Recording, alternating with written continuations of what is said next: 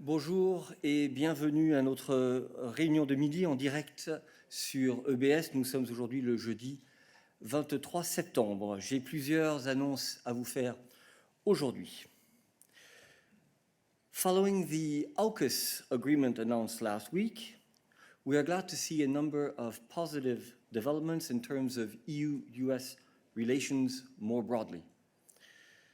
Following intensive contacts between the Commission and the White House, President von der Leyen and President Biden launched a joint EU-US partnership on vaccinating the world and building health security. Furthermore, we welcome the joint statement issued by France and the United States following the phone call of their respective presidents, which shows that communication channels are restored. We also welcome that the EU strategy on the Indo-Pacific was included in the statement and that the importance of a stronger and more capable European defense was emphasized, as well as the joint commitment of the United States and France to security in the Sahel zone. Finally, there have been good and intensive discussions between the High Representative Vice President Josep Borrell and Secretary of State Blinken in New York, as well as between Commission and White House senior officials in Washington, D.C. These developments are in line with President von der Leyen's view of the need for friends and allies to include each other in decision-making and to discuss issues when they arise. Allies need to talk to each other. Based on this, the Commission will now discuss the way forward with Member States and with the United States. Puis, nous publions aujourd'hui le paquet d'infractions du mois de septembre. Comme vous le savez, pour aider les citoyens et les entreprises à pleinement profiter du marché intérieur, la Commission est en dialogue permanent avec les États membres qui ne respectent pas le droit européen et, au besoin, ouvrent des procédures d'infraction à leur égard. Les décisions d'aujourd'hui comprennent 48 lettres de mise en demeure, 41 avis motivés et 2 renvois à la Cour de justice.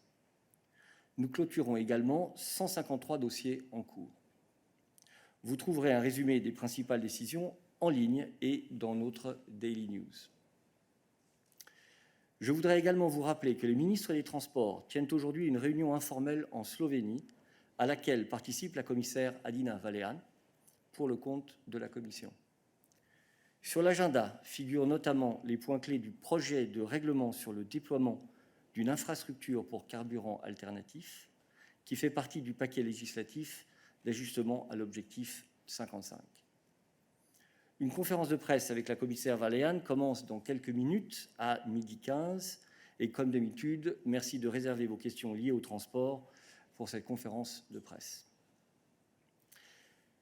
Then, on behalf of our colleagues in the Council, we would like to remind all accredited journalists about the survey of the Brussels Press Corps. You should have already received your invitation to take part.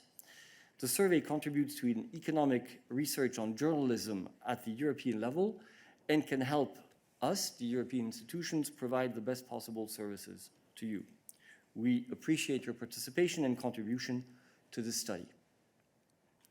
Finally, I would like to remind you that we will have Commissioner Breton here in the press room to present a common charging solution for electronic devices to you at 1 p.m., at which point in time we will therefore close this briefing if it has not finished before. With that, I come to the end of my announcements and we can take your questions.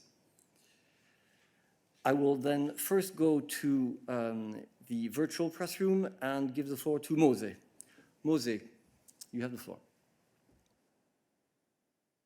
Eric, I would like to ask a quick question about the announcement yesterday by the World Health Organization, its director in Europe, on new guidelines on air quality.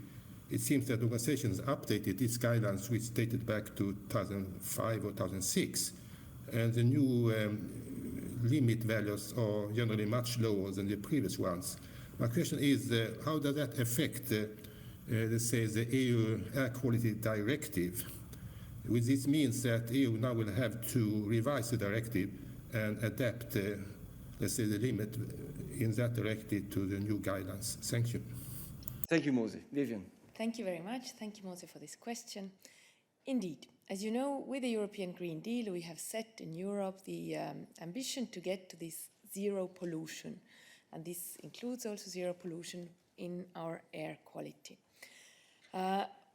When it comes to these WHO guidelines that were revised yesterday, these are the basis for our work for the European legislation on air quality. And I'm glad to announce you that today, and I did not plant this question, let me be very clear, but I'm very glad to announce as an answer to this question that we today launched an open public consultation precisely to revise the European rules on ambient air quality. And for those, all the input from the WHO air quality guidelines will be hugely useful. So this is feeding into our work of revising the European legislation, as well as the input we get from the public consultation. Thank you. Thank you very much, Mose, for being so topical. Any other questions on the environment for Vivian while she is on the podium? Please only keep your hand raised if it's on the environment. Gabriela, you have a question on the environment. Sorry, no, I just unraised my hand. Apologies. Okay, I'll come back to you if there are no other questions. On the environment? Wait until it's red. Okay.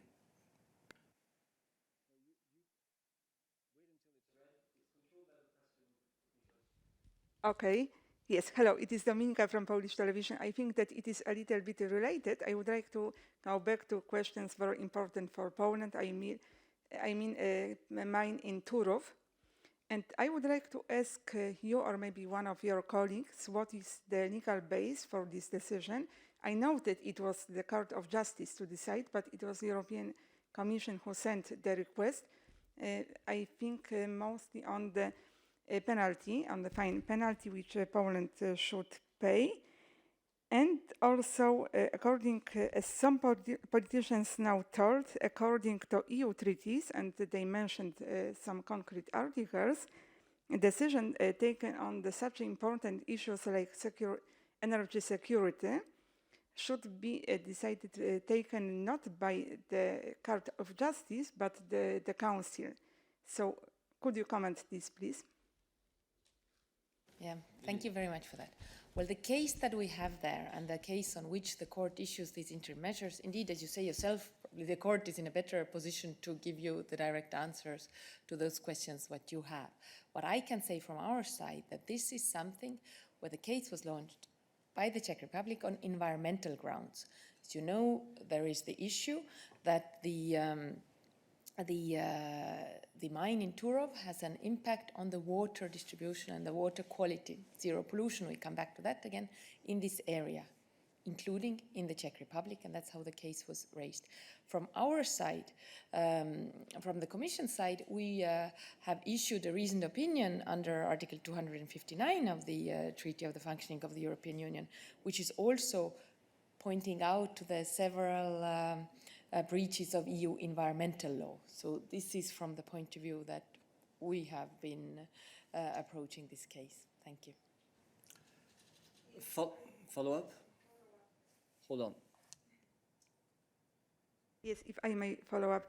Yes, that's true that it is that is a problem with also this impact on the environment. But from the other side, it's kind of the conflict of interest, because from the other side you have question of energy security. That's why some politicians raised these issues that it is against I think around 2 and 3 articles in the EU treaties about energy supply. In that case, Poland will have problem with energy supply for around 7% of population. So it is not something not important. Thank you. As I said, here we are looking at the environmental effects of this. What we saw, and there again, you can go to the court, you can go to the Czech Republic. what I can say is from the Commission side, what we had identified were the breaches to the environmental legislation at the European side, meaning that the extraction activities had a direct impact on the water quality in this area, which is detrimental to the health of the people living there. This is the side from which the Commission has been analyzing this situation. Thank you. Are there other questions on the environment for Vivian? That is not the case, so I open the floor to other issues, and I go back to Gabriela, who had asked for the floor before. Thank you very much. I'm Gabriela Batyńska at Reuters. This is also about Poland. The media regulator yesterday has granted broadcasting license extension to the TVN 24 news channel that is owned by the US Discovery, and I wanted to ask if you had any comments to make on this. Thanks. Christian. Thank you, Eric. Thank you, Vivian. Thank you, sorry. Thank you, Gabriela. just spoke to Vivian on the way up here. So on your question, Gabriela, we have seen the Polish broadcasting regulator has extended the operating license of the news channel TVN 24. While this is, of course, a positive development, we are also aware of a special resolution in this context adopted yesterday on the rules on granting the broadcasting concessions for TV and radio channels. We will continue to monitor the developments very closely, in particular the way in which the resolution will be applied in practice. We expect member states to ensure that their policies and legislation do not have any negative impact on their commitment to ensure a free and diverse media ecosystem. Let me recall that the Commission has repeatedly voiced its concern with regard to the media freedom and pluralism situation in Poland, most recently in the Rule of Law Report 2021, which also has made a specific reference to the situation related to TVN 24.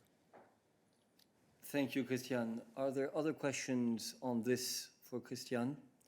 Please, in the virtual press room, only keep your hand raised if it is on this or on a rule of law issue. On rule of law, Cecilia.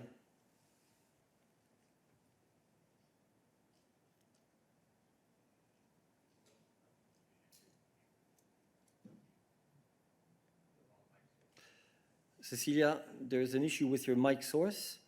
So whilst you try to sort that out, I will go to Vlad, the question on rule of law. Yes, thank you, Eric. Christian, yes, on rule of law. Yesterday, 62 civil society organizations issued a statement which gave a quite a scathing assessment of the manner in which the Commission conducts the rule of law report. They complain about short deadlines, lack of transparency, about who's invited for interviews and who isn't, and also limited scope of the report, which was also raised in the pressers following its publication. So I was wondering if the Commission had any responses to this criticism. Christian. Well, thank you, Vlad, for this question.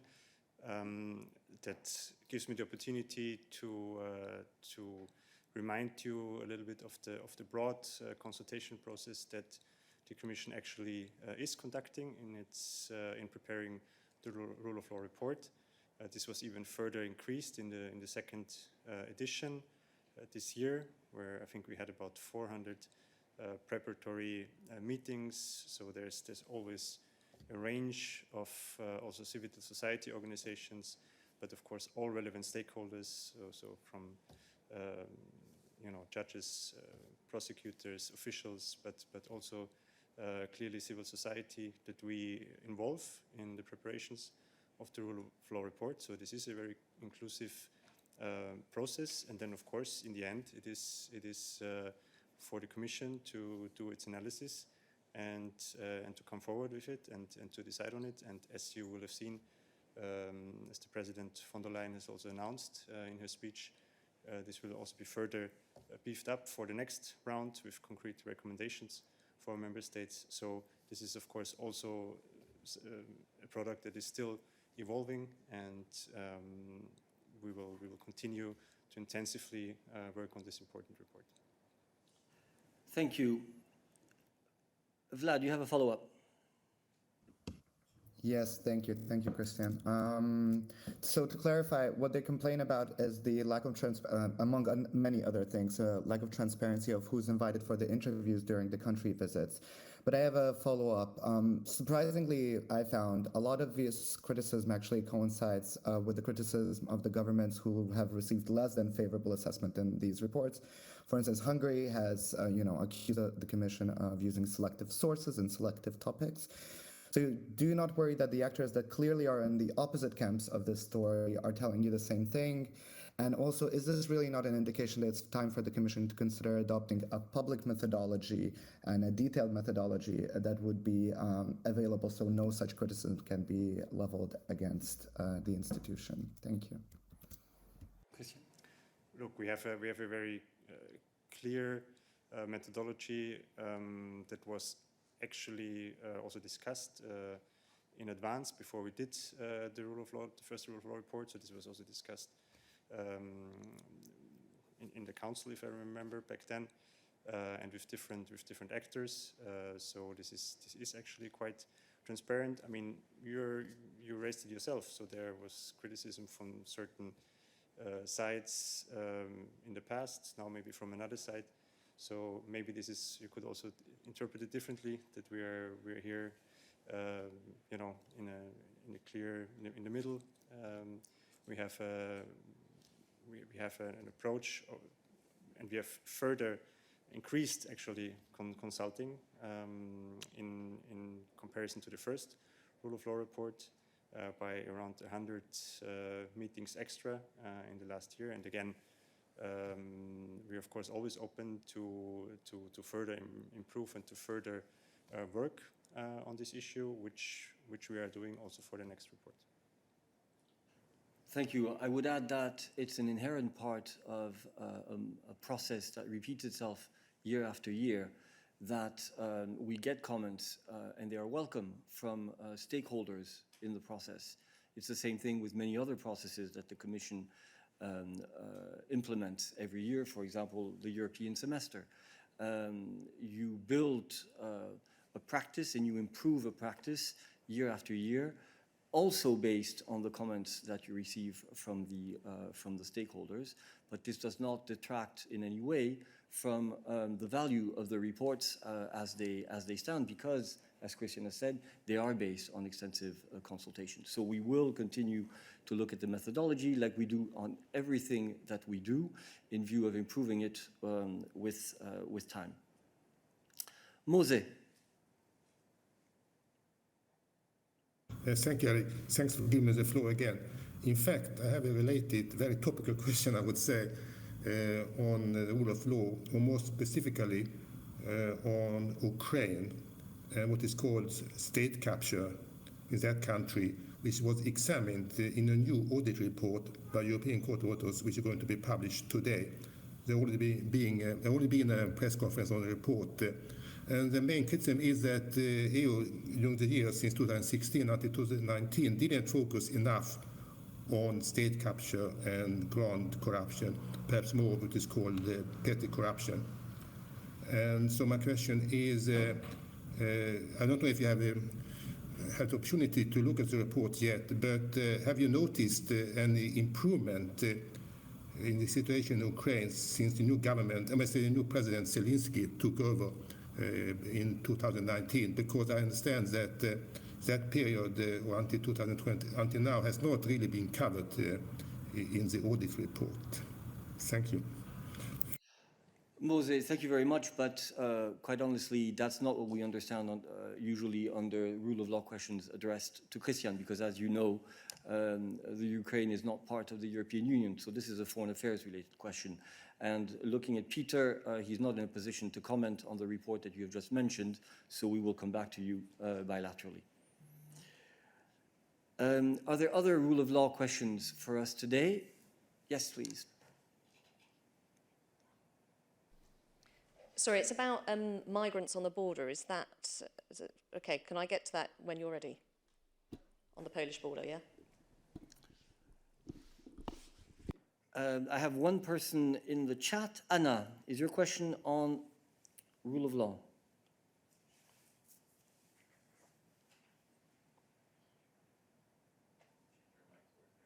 Anna, mic source is not the right one.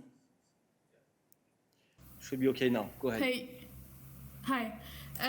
Yes, I just wanted to ask, last week the President of the Commission stated in her last speech, in the last address she did in front of the European Parliament for the State of the Union, that she would activate the rule of law mechanism and that the first letters would be sent this week. And I was wondering if you had any input on that, if it's going to be activated indeed, and for which country and when, and were the letters sent as she announced?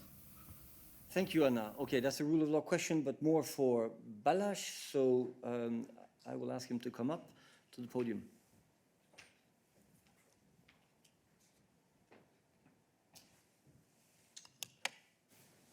Good afternoon. So indeed, in terms of the rule of law mechanism, as we have reiterated on many occasions, the work is ongoing on two parallel tracks. So on the one hand, since the regulation came into force on the 1st of January, we've been doing a lot of work in terms of preparing potential cases and see where the regulation could be applied. And as the President said, she signaled that in the coming weeks we will be in a position, based on this work which has been carried out since the beginning of the year, to send the first notifications under the mechanism. Now, on the other hand, we have also been working, as you know, on a set of guidelines which will drive the operational application of the regulation. We had a consultation process carried out over the summer, lasting 10 weeks. It ended in the early days of September. And in that regard, what we are doing now is to look at the feedback that we got from the member states and from the Parliament, with a view to finalizing these guidelines as soon as possible. And ideally before, of course, we send out the first notifications under the mechanism. Thank you. Diego, tu as une question sur ce sujet? Non? Sur autre chose, pardon. Okay, I see no further questions on this. So we come back to your question on borders and migrants. Go ahead. Thank you. Just on the pushback of migrants on the Polish border with Belarus, 4 people have died. The UN says pushbacks are illegal, endangering more lives. Does the Commission condemn Poland's actions in this case? Albert.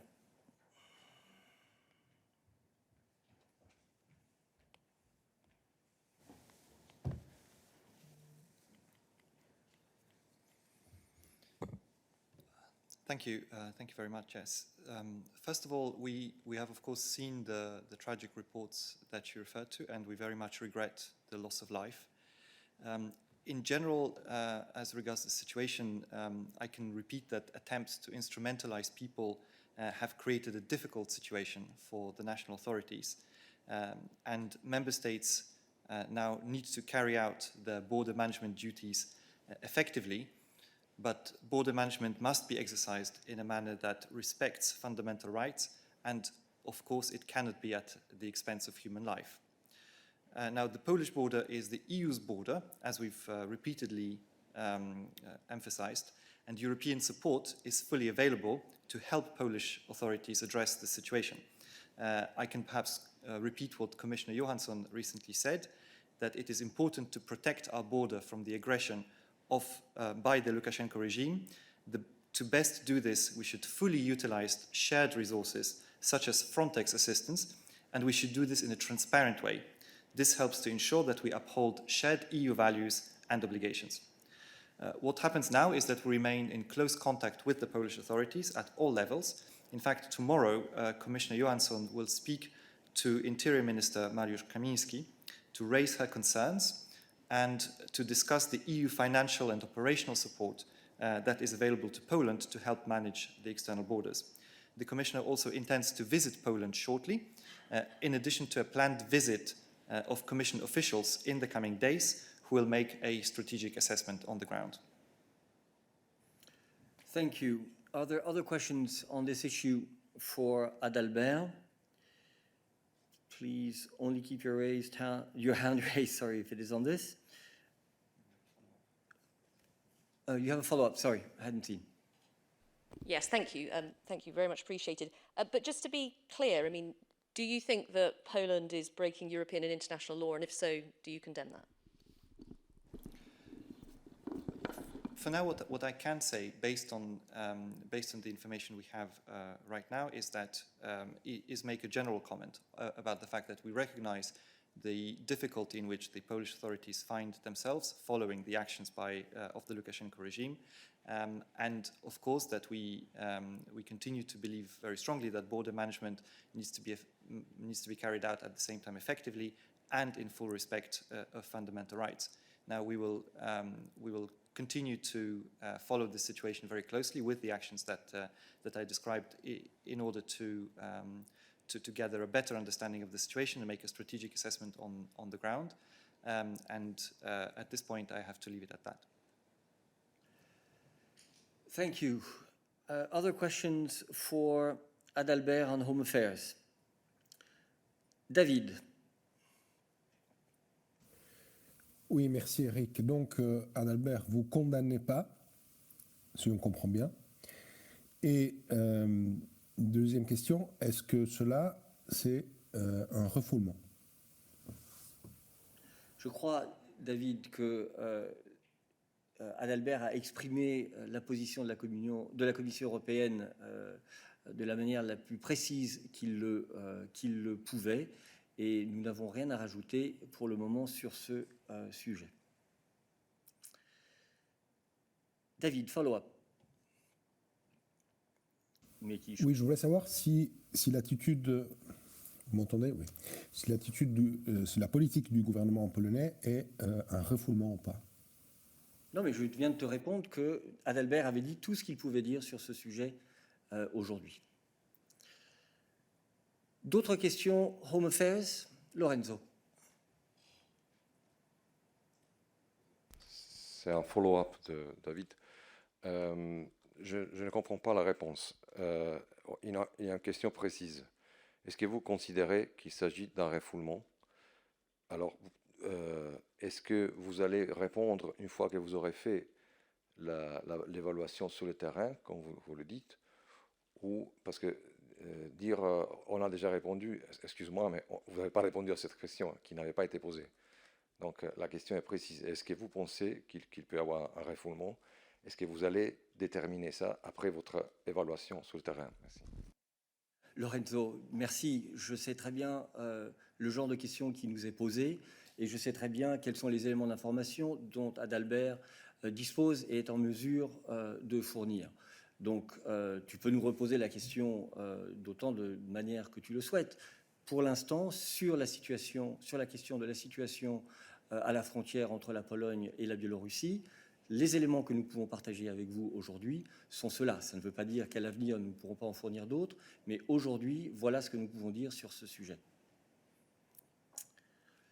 Y a-t-il d'autres questions Home Affairs, sur un autre thème Home Affairs? Diego, une autre question Home Affairs, Affaires intérieures en bon français. Oui, bonjour, merci Eric. Exactement, c'est un autre thème Home Affairs. Et je viens de voir dans le infringement package que la Commission decides to refer Luxembourg to the Court of Justice for the failing to transpose rules on the acquisition and possession of firearms. Et sur cela, je voulais demander si d'où venait, enfin parce que Luxembourg a tarde trop à transposer, est-ce parce qu'il y a un blocage politique ou est-ce comme si souvent plutôt procédural et que les autorités luxembourgeoises ne réussissent pas à transposer à temps? Quel est votre feeling sur ce retardement? Merci. Adalbert, les armes à feu. Merci beaucoup Diego. C'est une question sur laquelle il est assez difficile pour moi de commenter puisque nos procédures d'infraction sont une procédure juridique où nous nous basons strictement sur les faits et sur ce que les États membres nous communiquent. Et il est difficile pour nous d'aller commenter sur d'éventuelles raisons d'un retard et particulièrement de donner un feeling à ce sujet. Donc je te proposerai plutôt de t'adresser aux autorités luxembourgeoises pour savoir quelles sont les raisons de ce retard. De notre côté, nous continuons à jouer pleinement notre rôle de gardien des traités comme ceci est démontré dans ce cas. Merci beaucoup. Diego, tu as un follow-up?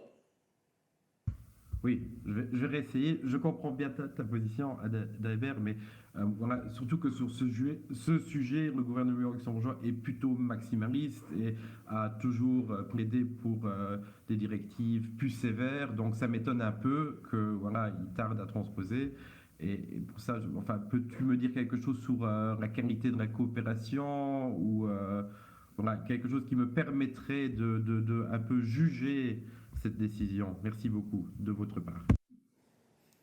Les faits sont qu'actuellement, la Commission n'a pas reçu la notification de toutes les mesures nationales nécessaires pour transposer les règles européennes en matière d'acquisition et de possession d'armes à feu. Et c'est pour cette raison que notre procédure d'infraction continue maintenant avec cette saisine de la Cour.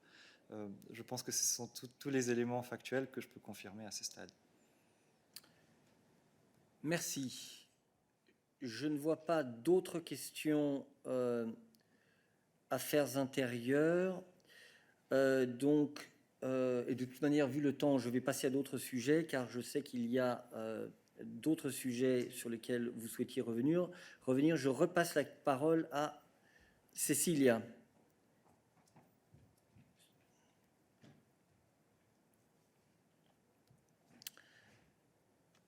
Cecilia Smekal.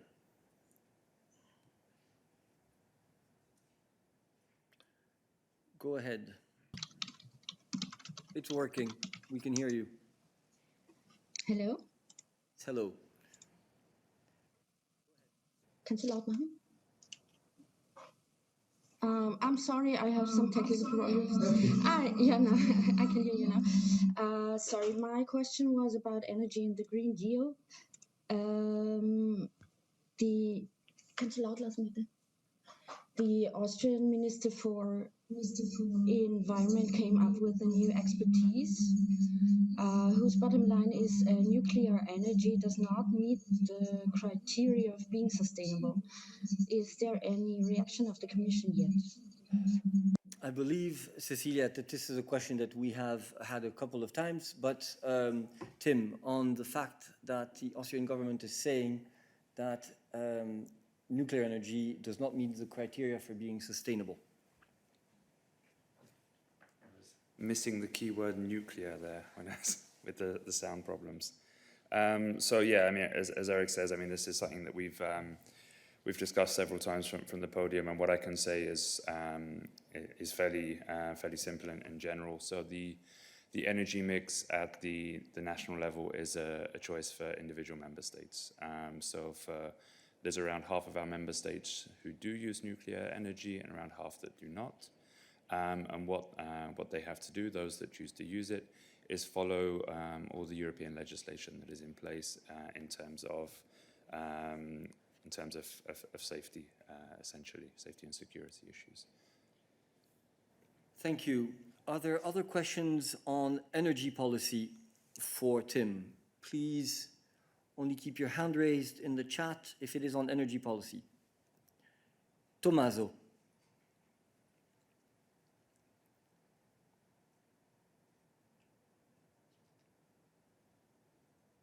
Go ahead.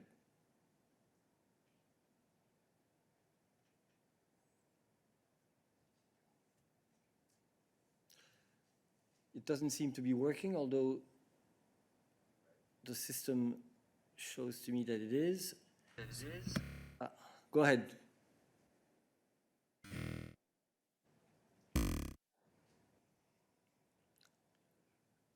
I think this is yet another clear indication of the value of coming back to the press room, if you can. Okay, we will move on. Angela, you have a question on energy policy. Yes, thanks, Eric. My question is about energy prices, actually. I wanted to know if you can elaborate more on the Commission's proposal on to fight against the energy hikes in the bills. As I think yesterday, the Spanish Deputy Minister for the Ecological Transition, Ribera, said that the European Commission is working on a proposal on this. And today also the Italian Premier Mario Draghi asked for a European proposal on this matter. Thanks. Tim. Thanks, Angela. Good that you mentioned other people telling you yesterday about our proposals. We also had our Energy Commissioner, Kadri Simpson, giving a press conference after the Informal Energy Council yesterday. And that's when she set out what it is we're doing at the moment. So as the Commissioner explained, as we've done on this podium, you know, the energy prices situation at the moment is mainly driven by the global gas market and the squeeze and increase in prices there, which is driving the current situation. What the Commissioner also reaffirmed is that the design of the European electricity market is not one of the causes of the problems, but of course we want very much to help member states and citizens to deal with this issue. So what the Commissioner said that we will do, that our services will do, is to put together a structured toolbox which will give member states what they need to be able to take measures at national level. So as we've said before, there are a number of tools which member states can take to deal with the issue of rising prices. So this could be taxation, excise issues. It could also be targeted measures that they would put in place for vulnerable and energy-poor households and small businesses, as well as direct support to consumers. So as the Commissioner announced yesterday, this is something that we're working on. I think the Commissioner gave a time frame of the coming weeks. If I'm in a position to become more precise on that, I will do, but for the moment, that's the time frame and the scope that I can give you. Thank you. Other questions on energy for Tim? I have regular customers, but Mose, a question on energy. Short, please. No, thank you. Not this time.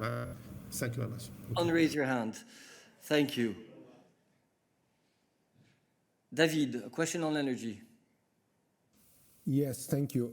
Tim, is there anything new in the toolbox that Commissioner Simpson announced yesterday? I mean, are those tools already available for member states, and it's just a question of printing a document where all the actual tools are inside, or do you think that there is a need for new tools? Thank you. Well, I think what the Commissioner has said for now is that we will be providing member states with that guidance, which they are, by the way, asking us for, on what they can do within the scope of current EU regulations. So this is a demand which has come from member states and which the Commission is helping and happy to respond to. As I've said, this is about showing them the room for manoeuvre within the existing rule book. For the moment, I don't have anything else to announce beyond that in terms of new tools specifically. Thank you. Natalia.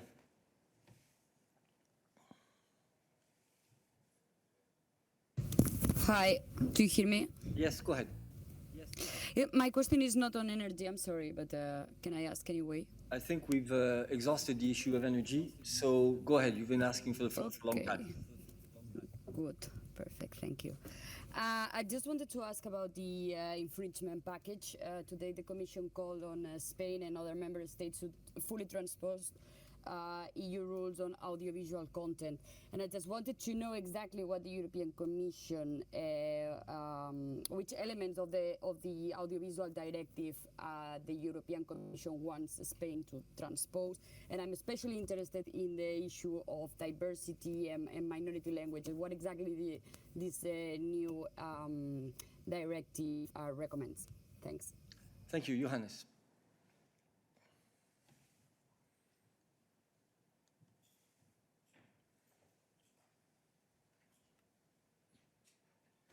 Thank you. Yes, I'm afraid I cannot go into the details really of the infringement proceedings. I mean, that is always the case that these exchanges with the member states are not public.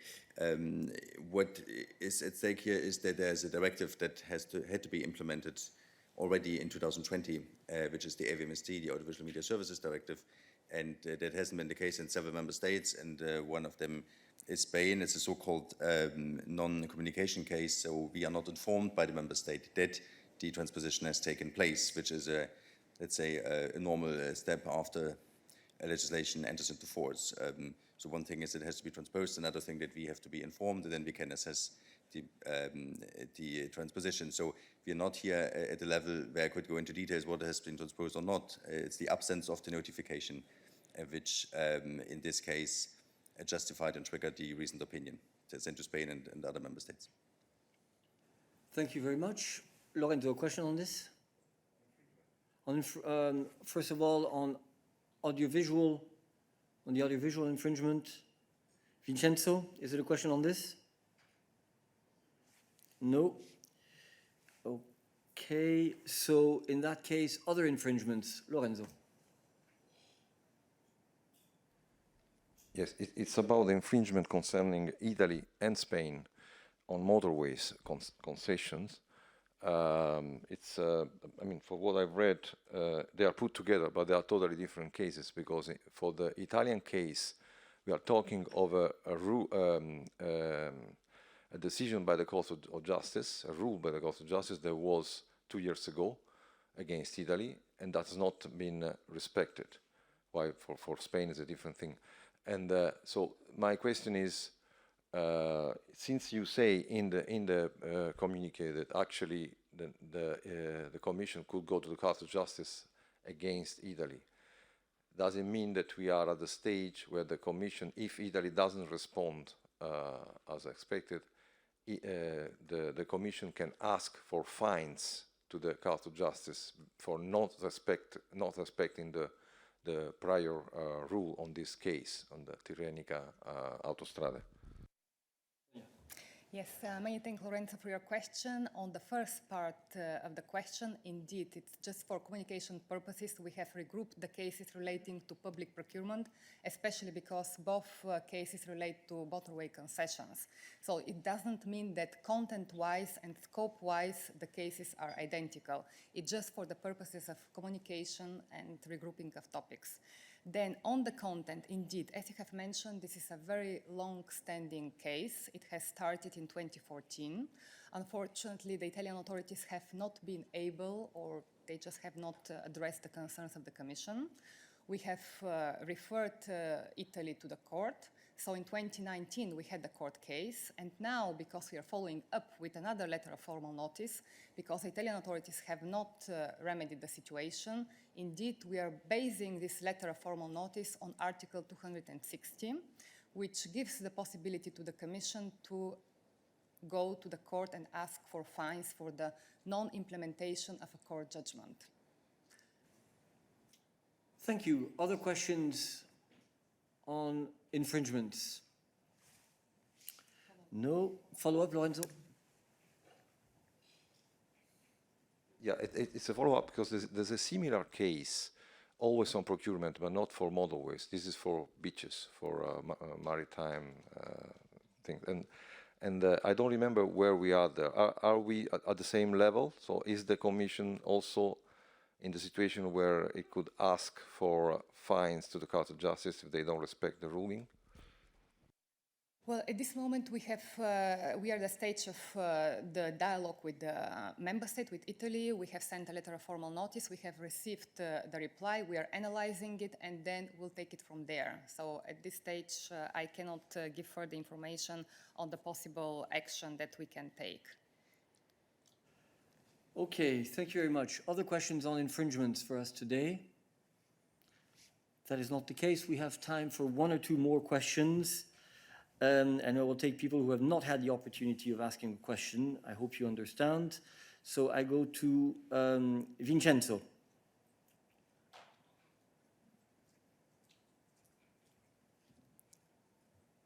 My question is, today marks 1 year since the proposal of the Pact on Migration by the Commission, and as far as I know, only the reform of the European Asylum Agency has been achieved. So is the Commission confident that some advances can happen soon? And do you identify, or have you identified some aspects of the migration package that are provoking the current standoff? Thank you very much. Thank you, Vincenzo. I call back Adalbert. I would ask you, please, if at all possible, to always ask your questions when the relevant spokes is on the podium. But we will nevertheless go into that. Go ahead. Thank you, Vincenzo. This is, of course, a big question. But maybe some of the key elements I can give you are as follows. First of all, it is true that when it comes to the legislative proposals that we've made on the pact, there is still a lot of progress that needs to be made. In addition to the EU Asylum Agency that you mentioned, there was also an agreement on the EU Blue Card, which is also an important part of the new pact. However, on the other legislative proposals, work is still in progress. Some of the proposals that we've identified that could be on which we could make progress rapidly include the screening regulation and the Eurodac regulation, as well as the Commission recommendation on resettlement. These are some of the issues that we're discussing with the European Parliament and the Slovenian presidency of the Council rather intensively at present. And of course, I can also recall that there are certain other elements of the pact, notably for example, the way we cooperate with third countries on migration, on which we are making progress rapidly, which we are already implementing as there is no legislative change that is required for that purpose in the immediate. However, of course, agreement and more rapid progress on the pact is something that is extremely urgent, and even more so in the circumstances that we are facing right now, as also the President underlined in her State of the Union speech, where she referred to the pact specifically. There will be we are planning in the liste de points prévus, which is an indicative document, a number of elements on the new Pact on Migration and Asylum for next week. So I would also invite you to follow this very closely. Thank you. I will take two last questions in a haphazard way. The gentleman with the camera. Sorry, sir. He was the one who asked for the floor. Non, c'est pas toi. Je suis désolé, Oliver. C'est le monsieur avec la caméra là-bas. Alors, monsieur ici.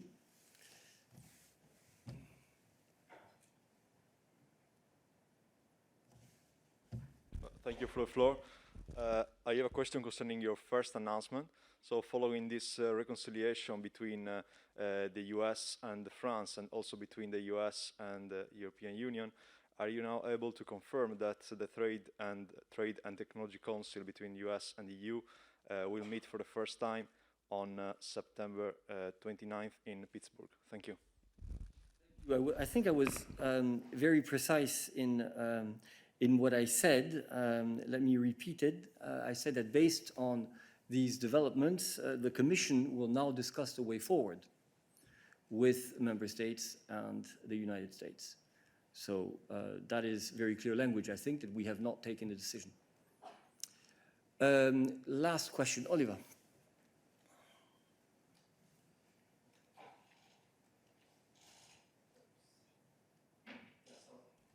Hi, sorry, I need Balázs on the podium again. I would have asked it before, but you didn't see my hand. Questions on the new job, the ethics case for former Commissioner Hogan. I was told yesterday that the Commission is looking into this. You got into contact with former Commissioner Hogan about this, so a couple of factual questions. Have you established by now whether he informed the Commission or your independent ethics body beforehand that he was going to take a job off at DLA Piper as I think, political and strategic consultant working in trade and I think energy matters for them? If so, when did he inform you? Because there was a public press release by DLA Piper on the 16th of September, so voilà, he should have done it before.